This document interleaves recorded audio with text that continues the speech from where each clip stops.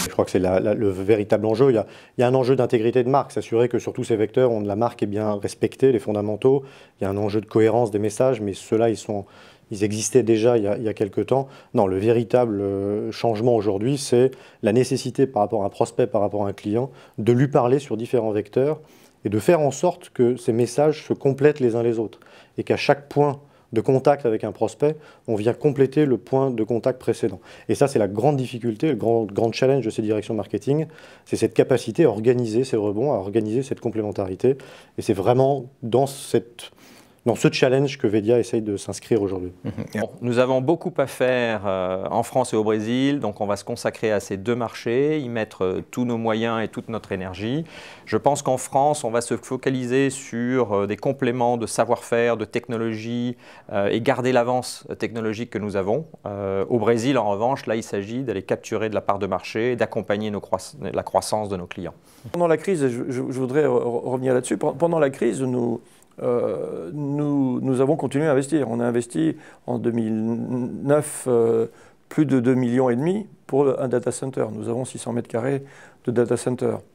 Pendant cette crise, et malgré nos pertes de l'an dernier à 5,5 millions, nous nous sommes en parallèle désendettés. Sur 2 ans, l'entreprise s'est quasiment désendettée de 5 millions.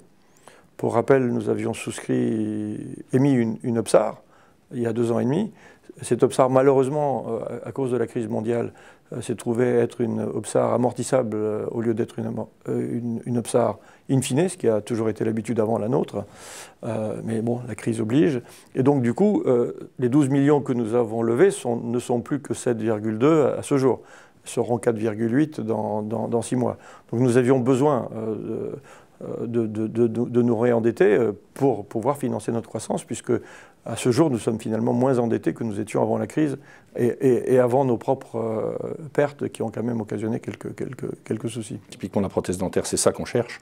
On cherche un gain de productivité qui est de l'ordre de diviser par 4 le coût de revient par rapport à un processus classique de fonderie. Deuxième intérêt, non des moindres, et je dirais très très porteur sur beaucoup de secteurs, c'est amener aux clients une productivité avec une ouverture sur la conception de leurs produits. C'est-à-dire qu'on amène de la valeur, on ouvre la conception, les possibilités de conception de produits du client en rendant fabricable ce qui ne l'était pas. Donc là, énormément d'applications possibles. Dernier secteur sur lequel on travaille aussi, et là pour le compte, on est dans le rêve, ou on n'est plus dans le rêve, on est dans une réalité tout à fait remarquable, à savoir le design, l'ouverture sur le design, la productivité, mais aussi l'ouverture sur les matériaux. Hein. On est dans la métallurgie des poudres, donc l'ouverture sur les matériaux est tout à fait possible. Exemple, aujourd'hui, on est sur des projets où le produit est généré par le process. Nous entendons garder notre image, ce que j'appelle moi, de PVL historique, dans le hors automobile. Le multimédia, l'électronique grand public d'une façon générale, l'électricité, l'électronique sous toutes ses formes,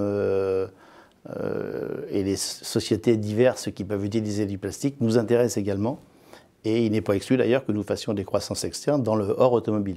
Mais bien évidemment, nous allons, compte tenu de notre taille, puisque nous ciblons les 500 millions d'euros de chiffre d'affaires dans les 2-3 ans qui viennent, cette taille nous permet de pouvoir nous positionner comme dans un rang tout à fait intéressant en tant qu'équipementier automobile, en plus de notre activité de plasturgie générale, puisque là aussi, je me permets de vous dire que nous transformons 60 000 tonnes de matière plastique par an, et que donc cette consommation nous permet, je pense, d'être considérés dans la profession comme un utilisateur de bonne quantité en matière plastique.